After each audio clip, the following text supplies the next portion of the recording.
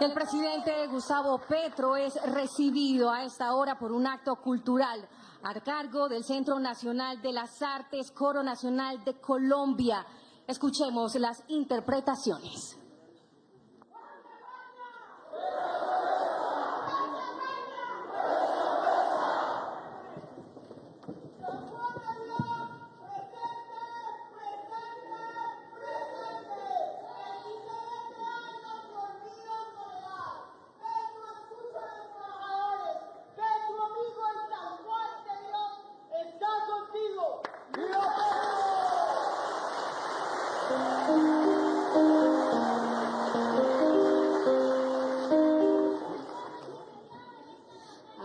Pila, pila,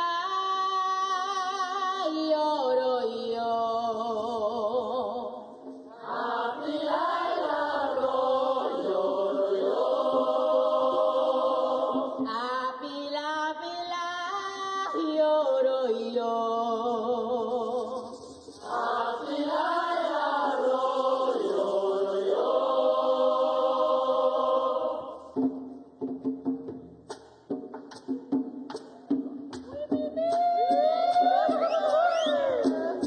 La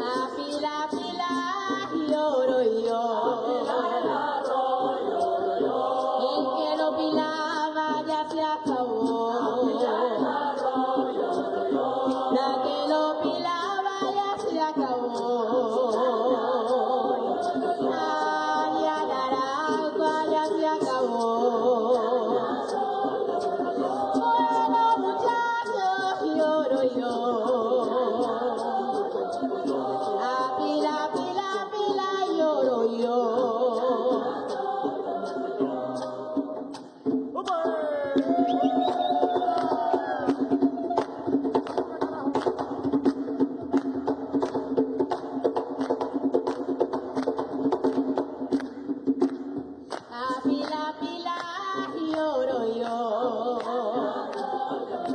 El que lo pilaba ya se acabó.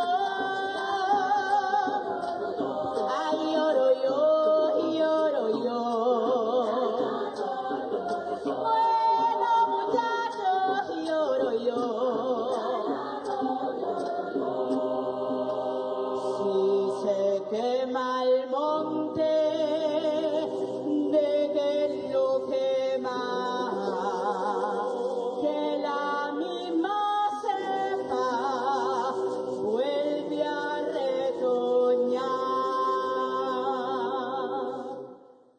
Si se quema el monte, de que lo quemar, que la misma cepa vuelve a retoñar.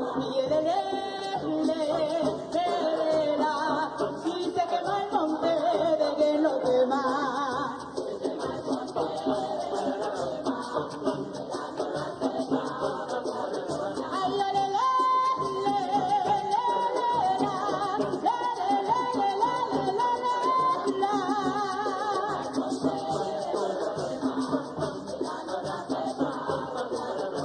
Tambolera de mi vida, flecha de mi corazón, aquí tienes a Caneca que te da la bendición.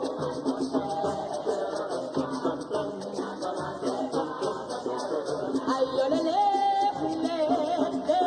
la, si se quema el monte, de que lo quema.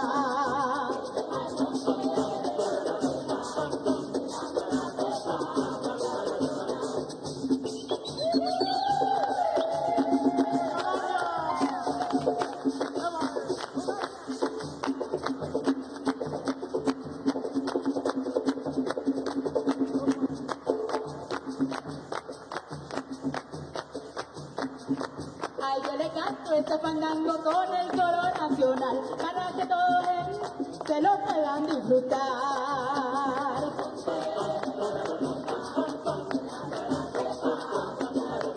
Ay, yo le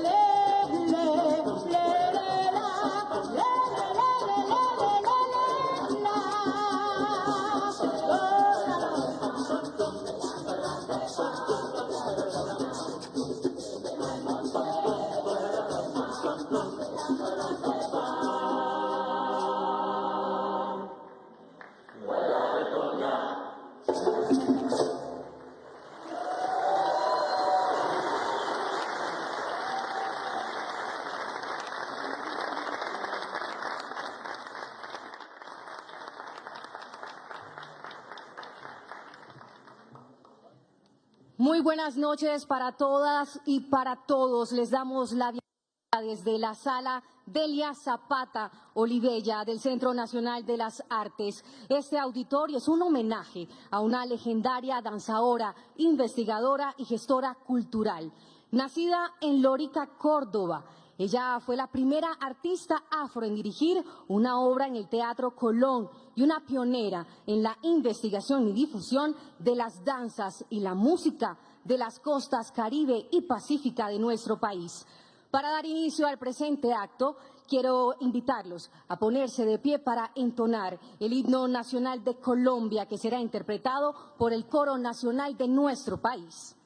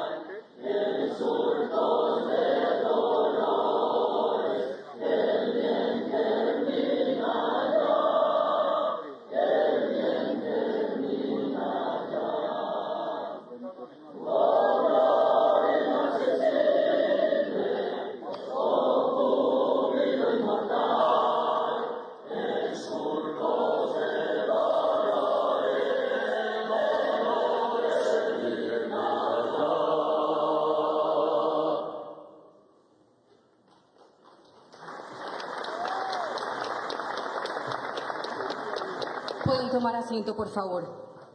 A esta hora queremos saludarlos a ustedes que nos acompañan desde esta sala Delia Zapata, pero también a todos aquellos que nos acompañan a través de las plataformas digitales de la Presidencia de la República. Ahora conoceremos a los nuevos miembros y a los integrantes del gabinete del Gobierno del Cambio. Por eso queremos darles un saludo e invitarlos a irse poniendo de pie a medida que los vayamos mencionando. Pues a esta hora saludamos al señor Ministro del Interior, doctor Armando Benedetti.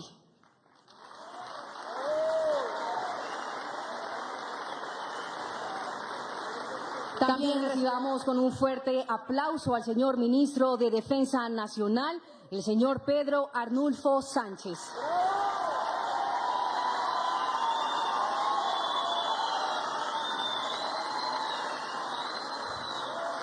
Seguidamente, al ministro de Minas y Energía, al señor Edwin Palma Vega.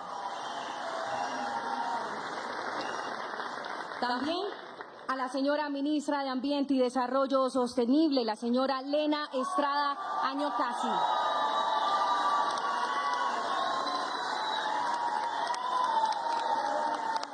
También queremos recibir de manera calurosa a la ministra de las Culturas, las Artes y los Saberes, Yanay Kadamani.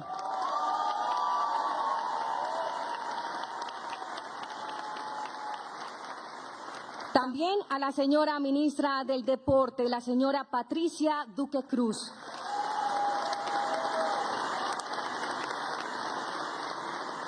También queremos recibir con un fuerte aplauso al señor ministro de Igualdad y Equidad, Carlos Rosero.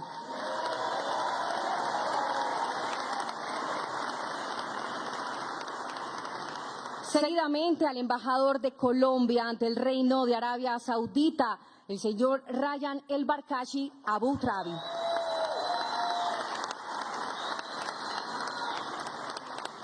Por supuesto, un aplauso para la embajadora de Colombia en Qatar, la señora Odette Gidi.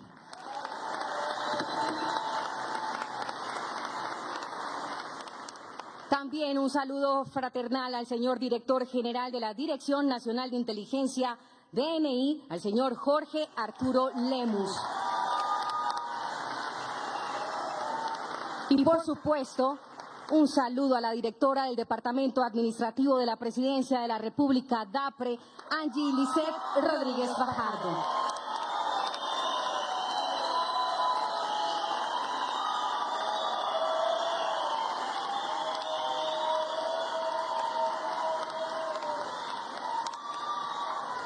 Este es el nuevo gabinete del Gobierno del Cambio. Un aplauso para cada uno de ellos.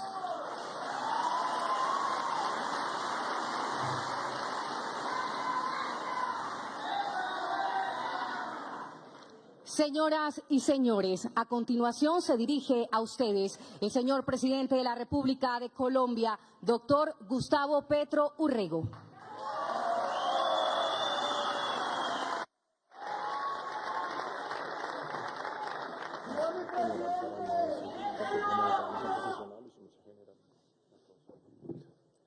Saludo al gabinete ministerial, las directoras, directores, funcionarios de gobierno y sus distinguidas familias, organismos de control presentes, representantes de los organismos internacionales acreditados en Colombia, embajadores de Colombia en el exterior, altos mandos de las fuerzas militares y de la Policía Nacional, congresistas de la República, lideresas, líderes de las comunidades indígenas y autoridades étnicas, directora del Centro Nacional de las Artes, Teatro Delia Zapata Olivella, Xiomara Valentina Suescungaray, integrantes de la Orquesta Sinfónica Nacional y del Coro Nacional de Colombia presentes, medios de comunicación en general a todas y todos los aquí presentes.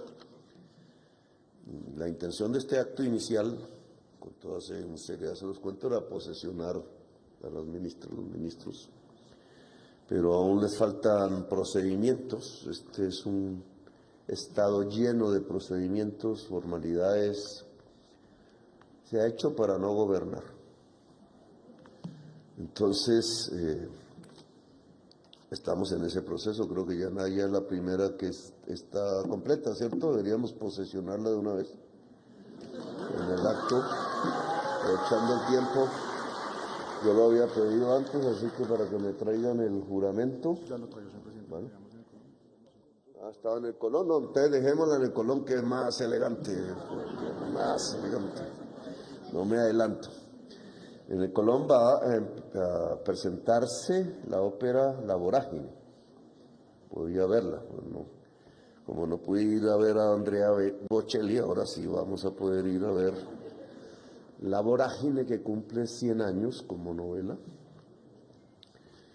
que es, digamos, con 100 años de soledad, nuestras grandes obras universales. La Vorágine cuenta la esclavitud, en tiempos recientes en la selva amazónica, la violencia, y 100 años de soledad también.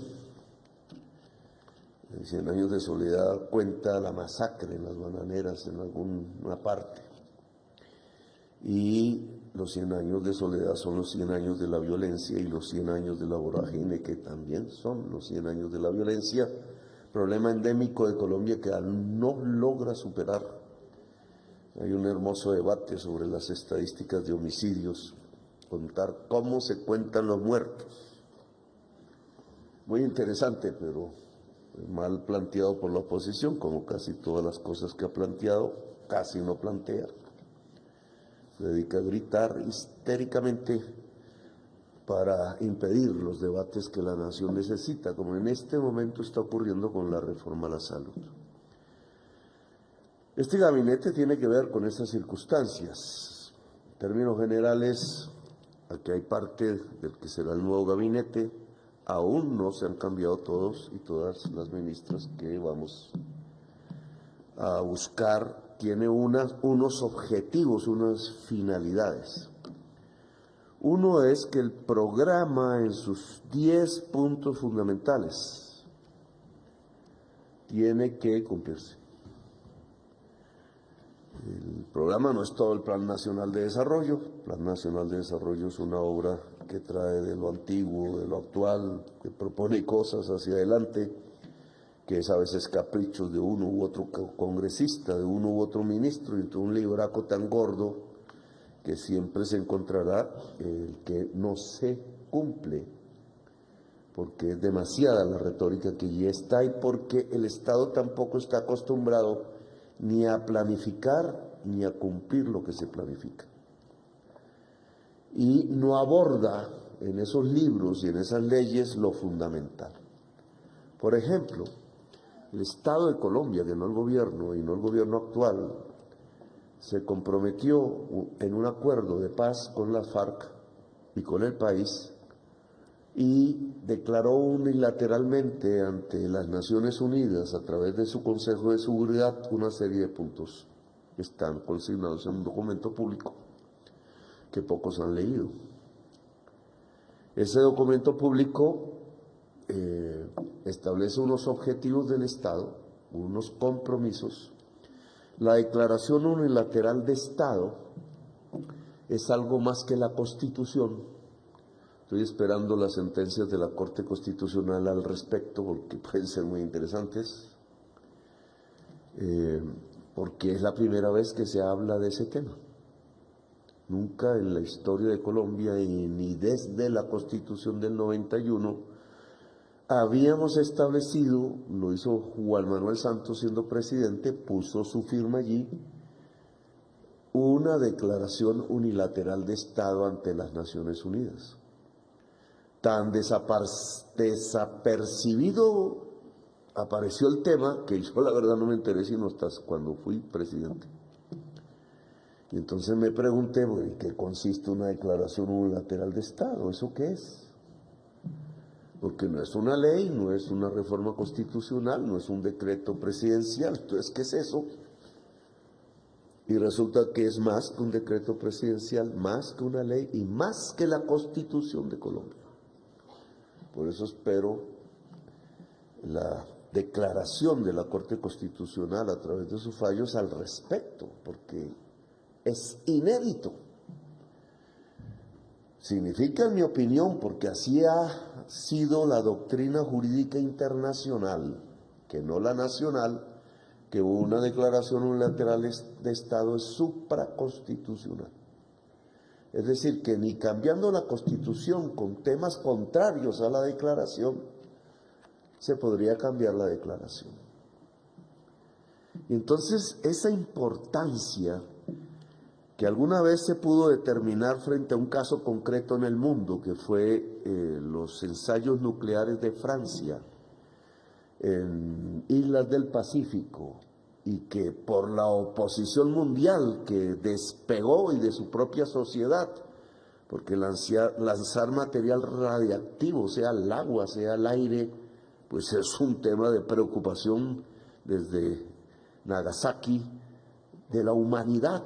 Como ya han aparecido nuevos temas, un tema global, no hacer más ensayos nucleares.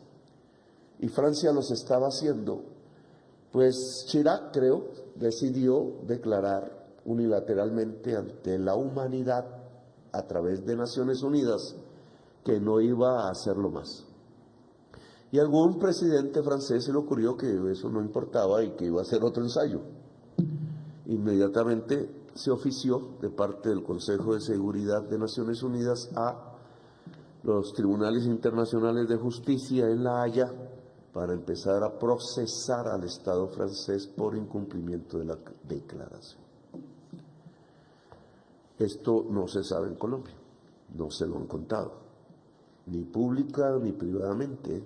Nosotros hemos sido los primeros en tratar de decirle a la población, oiga, lo que firmaron en esas páginas es absolutamente importante y entonces tenemos que hacer un ejercicio de cumplimiento, cumplir la palabra, empeñada, decíamos nosotros. Cumplir es un tema que en Colombia, en la política, no aparece como una palabra corriente. En Colombia no se cumple. No cumplen con quienes firman la paz, los matan. No se cumple con el pueblo en las campañas presidenciales, los engañan. No se cumple entre las personas mismas en los acuerdos, incluso hasta de comercio que se realizan. Hay que llenarse de abogados para pelear en tribunales a ver si se cumple. E incluso cuando se va a un pacto judicial, tampoco se cumple. El incumplimiento de la palabra es un generador de la violencia. Y aquí estamos ante una materia grave que cojo como ejemplo. Ni más ni menos que la declaración unilateral de Estado hecho por el Estado colombiano a través de su jefe de Estado, porque hay que subrayar que ahí es un jefe de Estado, Juan Manuel Santos. Obligatorio para todas las ramas del poder público. Y si no lo creemos, probemos. Porque yo lo dije una vez, mis funcionarios son muchísimo más moderados que yo, y entonces a veces me convencen que el Estado colombiano le incumplió el proceso de paz a las FARC y que de ahí deriva la actual violencia. La pueden mirar en Petro, pero no importa, la historia es la historia. Estamos cayendo en violencias, en retornos de personas a las armas y a los fusiles de una manera muchísimo más degradada que antes, porque las fases de la historia no se repiten, nunca se repiten, lo enseñó el maestro Heráclito, nunca tocarás el mismo agua con el mismo dedo, nunca, jamás. Luego la historia es así, como el agua, fluye, luego nunca la tocarás dos veces. Y en esa medida nuestras violencias son cada vez más degradadas, cada vez más disuelven cada vez más la sociedad colombiana, el Estado, la nación. Vamos hacia una posibilidad que nosotros tratamos de evitar en este gobierno, que es la disolución. Lo que hay en el Catatumbo no es un ensayo de un decreto de conmoción interior por jugar. No es que a Petro no le gusta sino esos decretos, entonces, porque no es demócrata, diría la prensa, y soy muy demócrata. Si no somos eficaces, perdemos la frontera. Y ya no estamos en un problema de orden público interno, estamos en un problema de soberanía, cuyo Estado, de acuerdo a nuestra Constitución, no es ni siquiera el de la conmoción interior, es el de la guerra. Estado de guerra lo llaman ahí, que nunca hemos usado. Pero cuando está en peligro una frontera con armas, hacia allá nos acercamos y no somos capaces de cumplir. Y por eso el incumplimiento de temas como la declaración unilateral de Estado, ¿por qué se incumplió? Porque no hay reforma agraria. Nosotros hemos llegado a adquirir, coger 500.000 hectáreas, pero son 3 millones. Y hemos entregado 150.000 en todos esos procesos y trámites que leyes y normas anteriores dejaron, y el Congreso no quiso cambiar las normas. Lo dice la Declaración Universal de Estado, y se reformarán las normas que permitan su cumplimiento. Pues en reforma agraria, Catherine y sus amigos no dejaron que eso se discutiera siquiera en el Congreso. Cumplimos la Declaración Unilateral de Estado, la incumplimos. Como Estado, cuando hablo en plural no me refiero al gobierno, que tiene la voluntad puesta en ese empeño, sino al Estado como tal. Y si vamos a la transformación del territorio, ministra de Transporte, que aquí presente, nueva ministra de Transporte, mañana nos contará si el estudio de la carretera del Catatumbo existe y en qué nivel. Porque miren cómo es eso de la transformación del territorio al cual, segundo eje del acuerdo con la FARC, pues el Estado colombiano se comprometió. Preguntemos cómo está el metro elevado de Bogotá solamente y di algo crítico a ver qué te pasa en la prensa. Estamos ante un business muy berraco, porque no van a disminuir los tiempos de viaje en la ciudad de Bogotá cuando se termine la obra y se use.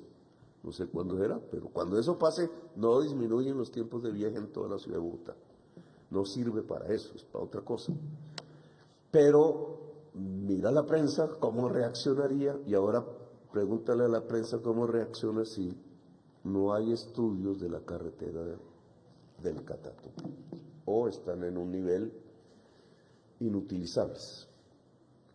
¿Y por qué no hay estudios de la carretera del Catatumbo si sabemos lo que es la frontera, que hay una enorme zona de producción de hoja de coca en la frontera, que hay miles de armas ilegales y gasolina ilegal y pasos ilegales y contrabando ilegal en la frontera, que hay una binacionalidad en la frontera y que para juntar esa frontera con una carretera que nos traiga hasta acá, pues hay que hacer la ampliación de lo que era Gamarra Ocaña, sin corrupción, que nunca hicieron más allá, porque más allá empezaba la población del Catatumbo. Les interesó solo el negocio, el business, Odebrecht y Sarmiento, en el tramo Gamarra Ocaña, y más para allá, ni un metro de pavimento. ¿Por qué? Porque eran los campesinos, era la zona productora de hoja de coca, porque si una carretera del mismo tamaño nos hubiera llevado a la frontera, esa zona hubiera dejado de ser de hoja de coca, hubiera dejado de ser de violencia, hoy sería incluso un paraíso turístico de Colombia y una frontera fuertemente defendida, incluso por su propia población. Pero no está la carretera del Catatumbo en los archivos del Estado colombiano, o está de una manera, ya la ministra no lo dirá mañana, que le pido que lo haga. Porque ahí ustedes entonces descubren en la práctica por qué hay territorios abandonados y violentos y por qué se incumplió el acuerdo de paz con la FARC. Porque lo mismo puedo preguntar en el litoral nariñense, lo mismo puedo preguntar en el cañón del Micay, lo mismo. Y claro, pueden decir, ¿y por qué ustedes no lo hicieron? Claro, no podemos hacer una carretera en 2 años y medio, pero la pregunta es válida. Y es porque no gobierna el pueblo, sino la burocracia. Entonces te van diciendo, sí, estamos estudiando, y cuando llega el momento, no estaba el estudio. Porque había cuotas de corrupción al interior de largo aliento dentro de la burocracia estatal que realmente toma decisiones es en función del gran capital y no del pueblo colombiano. Por eso la labor de este gabinete es penetrar las ollas de la corrupción, no dejarles tomar decisiones y cumplir el programa de gobierno. Y ese es uno de los objetivos fundamentales. Claro, nos dirán,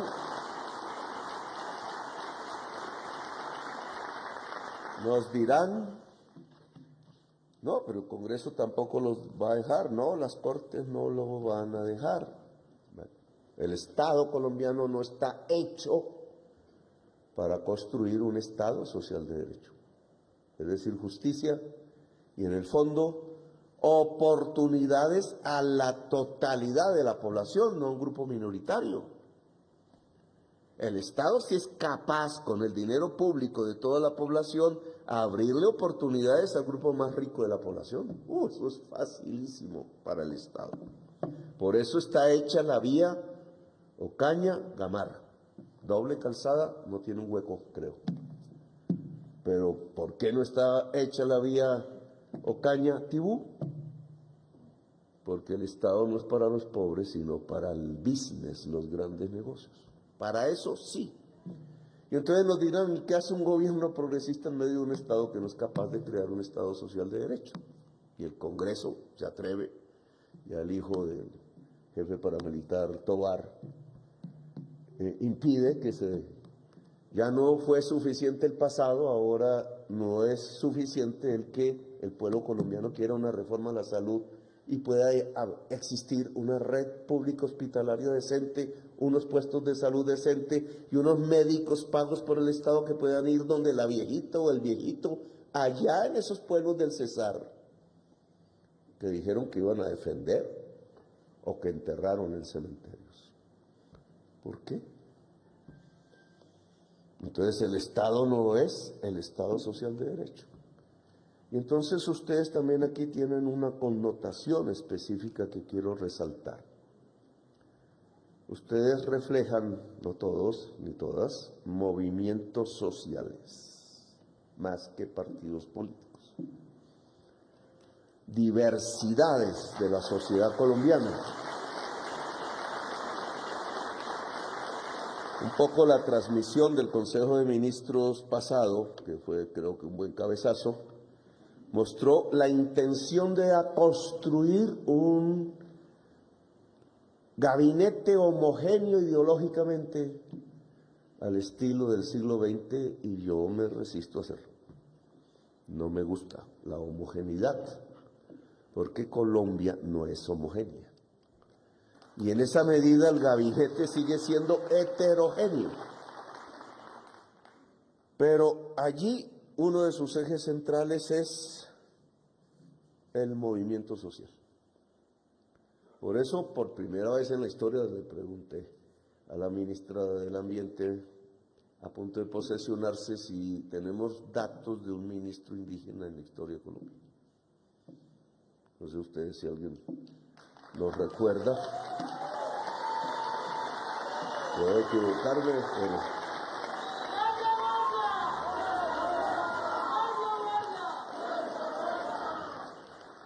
no es una anécdota.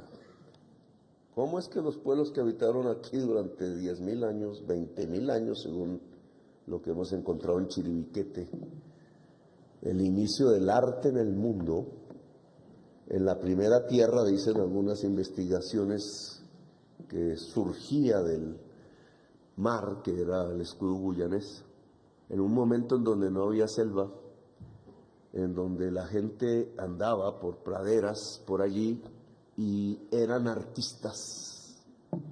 Esos son los verdaderos fundadores de Colombia. No se llamaba así, obviamente, Colombia. ¿Cómo es? Nosotros siempre nos gusta tener nombres de conquistadores, no de libertadores. Eso fue lo que me pasó en el Salón de los Libertadores del Palacio Líbano, que creo que su cuadro todavía no está ahí colgado. Lo quitaron. Lo primero que hizo Peñalosa fue quitar el cuadro de Bolívar y poner el cuadro de Gonzalo Jiménez de Quesada en el salón. Y digo, pero ese mensaje, ¿qué significa? ¿Qué significa en nuestra historia? O sea, que el alcalde quería que no hubiera liberación, libertad y democracia, sino que era mejor seguir siendo gobernados por una élite castellana sanguinaria, conquistadora. Bueno, ese es un debate que dejamos para Bogotá. Lo cierto aquí es que creo, no equivocarme, tenemos la primera ministra indígena de la historia de Colombia.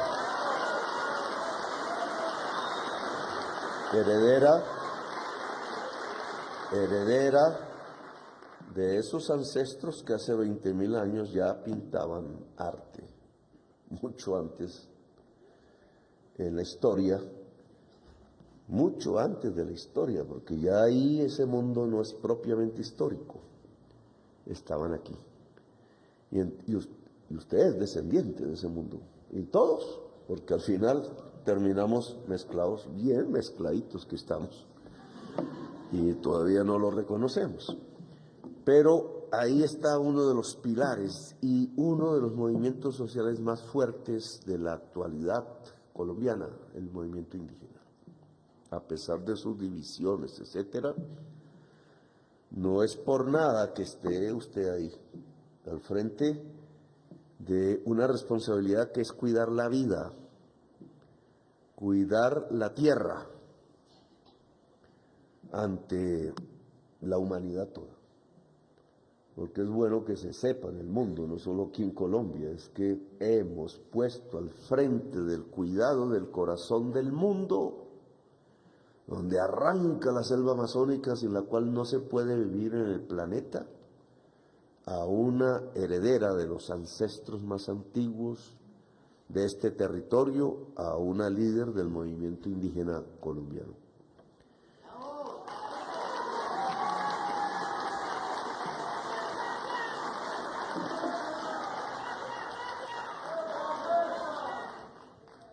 Y también nos acompaña Carlos Rosero.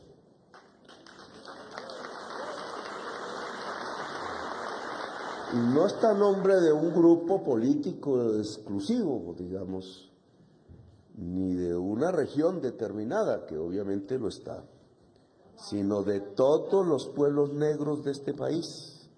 Y estamos hablando de los pueblos indígenas, de los pueblos negros en plural, para que también esa voz se escuche en la sinfonía de un gobierno, que no debe ser gritería, sino sinfonía. Es ahí el problema de lograrlo. Un coro así como el que tienen atrás, que suene chévere. Sonar chévere en el pueblo. Tienen a un dirigente obrero, ¿cierto? De los duros del sindicalismo independiente de Colombia en su época, de la Unión Sindical Obrera, que además es uno de los fuertes sobre los que se constituyó una organización del pueblo trabajador golpeado, ni más ni menos asesinaron 3.000 sindicalistas, la mayoría en Urabá, pero en muchas otras partes, 200 en los cultivos de palma africana del sur del Cesar, entre esos muchos amigos míos, lo vi en muchas regiones de Colombia, pero aquí están. Y entonces los pueblos negros, los pueblos indígenas, las organizaciones obreras, el estudiantado está representado aquí por lo que vi en la prensa por nuestro ministro de Educación. Está estudiando y no fue capaz de pasar la maestría, hombre. Usted no se preocupe porque yo hice una maestría y ni tuve tiempo de presentar la tesis, así que usted va por delante de mí.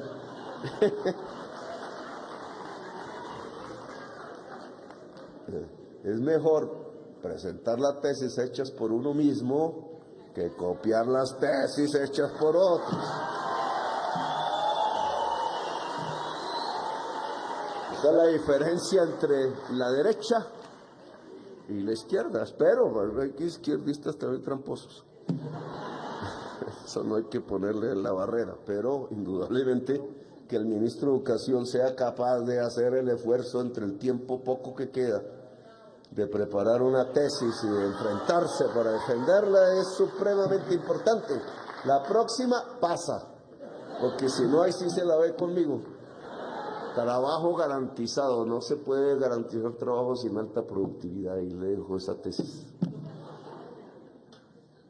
En fin, la presencia de movimientos sociales aquí, no voy a referir a cada una, tiene como función el preparar la gran movilización social colombiana. Porque los mensajes que están dando es que el voto del año 2022, como la declaración unilateral de Estado, son motivo de burla. Otra vez, la tesis de que incumplir es la idiosincrasia del gobierno y del Estado en Colombia. Y eso no puede ser, porque eso nos arroja de lleno a la violencia y a la disolución nacional. Y nosotros somos los portadores de la Constitución del 91, por tanto de la unidad nacional en su diversidad y por tanto del proyecto más poderoso para articular no solo el corazón del mundo, la diversidad colombiana, sino la de América Latina, el Caribe y la humanidad. Entonces aquí no nos podemos frenar. No podemos decir, sí, qué pena, no pudimos. No, señores. La calle es otra vez el escenario.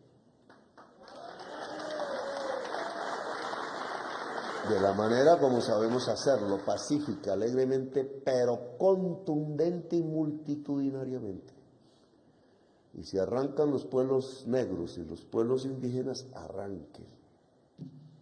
Para mañana es tarde. Tocó ya.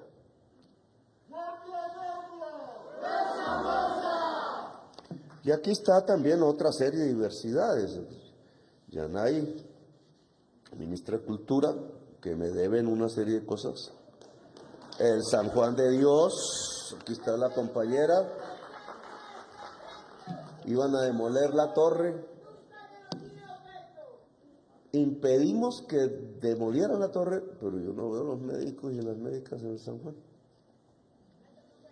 Y eso no es una obra de arquitectura, es que es el primer centro de salud pública de América.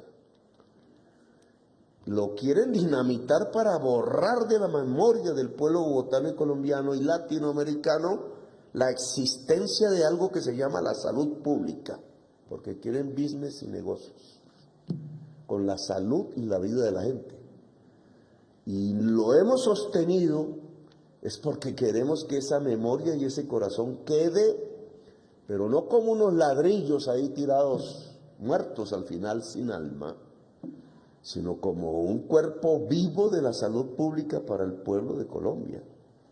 Por tanto, ese hospital se abre o se abre, porque es la orden de la justicia y porque es la orden de la historia.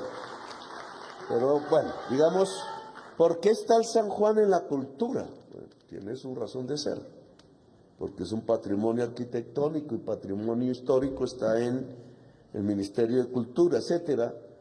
Pero Yanay, obviamente por su nombre y por su pinta, pues es parte de sus ancestros, están ubicados en el Oriente Medio. Como también nuestro embajador en Arabia Saudita, que espero que hable perfectamente el árabe, Karachi. ¿Qué significa esos nombres? ¿Dónde está el papá y la mamá libaneses? Y aquí está, gracias, y aquí está Odette. Aquí pues le presento a Odette, que es hija de palestino, artesano del nácar.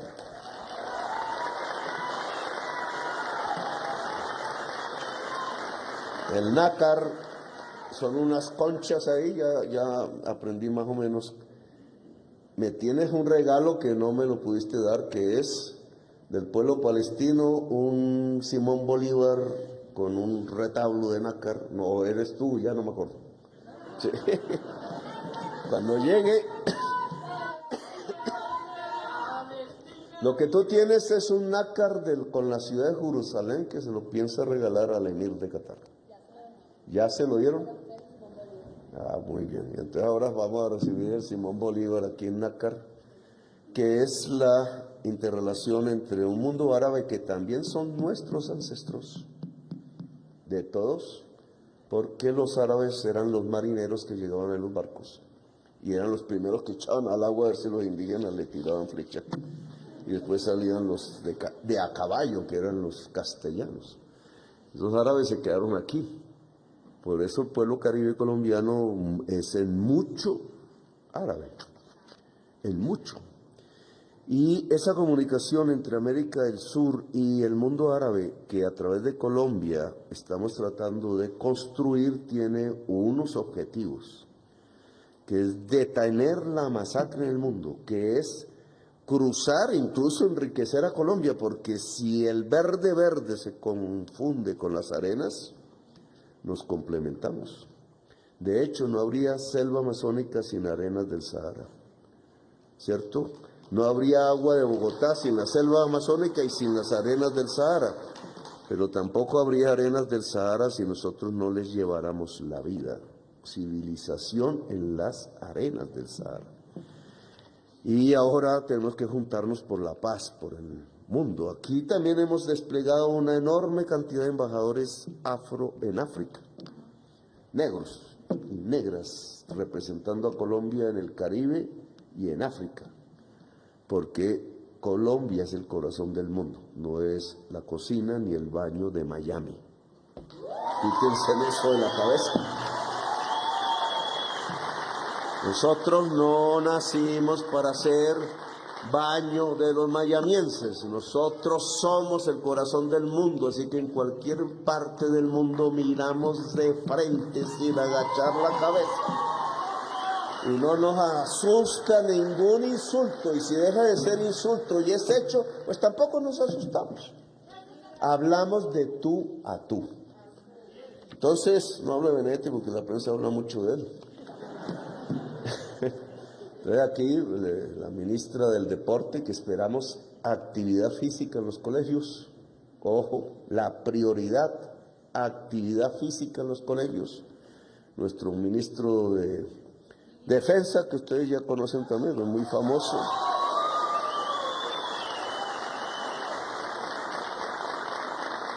Es difícil hablar de política con militares en el gabinete. Y también sin militares en el gabinete, porque está al principio no deliberante y es difícil porque un gobierno es político. Permanentemente está construyendo política pública, está defendiéndose políticamente, está convocando políticamente, política con P mayúscula, no con P de partido ni de politiquería.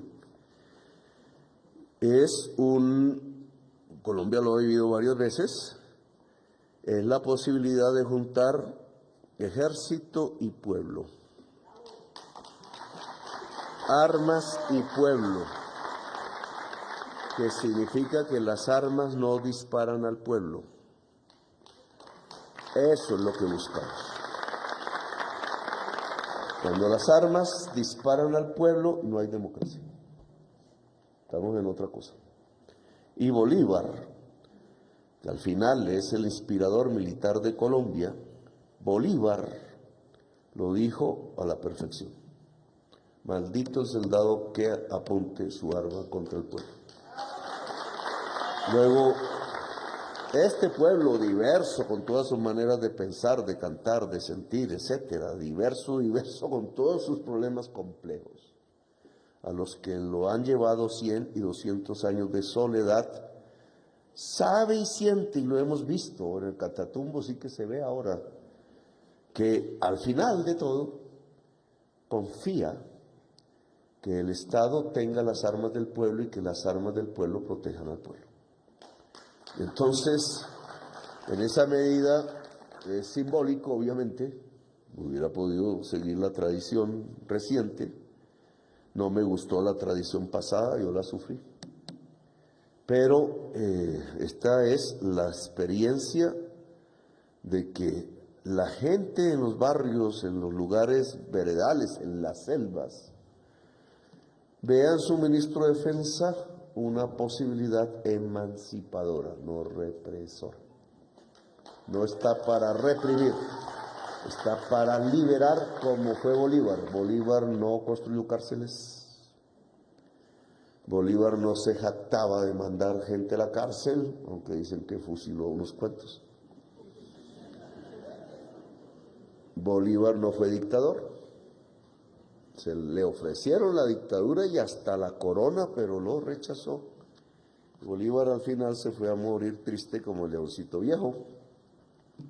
Cuando llega el momento, se fue por la trocha del agua y se murió en Santa Marta, donde vamos a conmemorar los 500 años que no van a ser del primer conquistador, sino del primer libertador, que entre otras era Bencos Biojó, pero allí murió el libertador de América.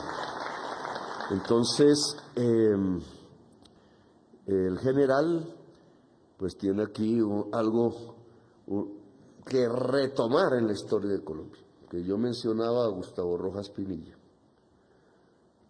con todos sus defectos, aquí Oti los conoce bien, pero el general Rojas Pinilla es el general que le dice a Colombia hay que hacer la paz, y lo intenta hacer, no se queda en el discurso, y queda en el camino. De ahí su bandera, pero no vuelvo a repetir lo de la bandera porque no les gusta. Pero el general Rojas Pinilla le dijo al pueblo de Colombia, el camino de matarnos entre nosotros no sirve. El camino que le sirve a Colombia es abrazarnos entre nosotros. Bien, aquí ya termino mi presentación porque hay que ir a ver la vorágine. Y les agradezco a todos su presencia aquí. Y ojalá este gabinete que se junta con el que está aquí abajo, que ya viene atrás, más otros cambios que se van a hacer, entonces provoque lo que hay que provocar, que es básicamente cumplir y movilizar a la sociedad colombiana a que se cumplan sus derechos y sus libertades. Gracias, muy amables por haberme escuchado. Muchas gracias, señor presidente. Ahora, señor presidente, quiero invitarle a usted, a sus ministros, a sus embajadores y directores a pasar al frente para hacer la toma oficial. ¡Fuerza!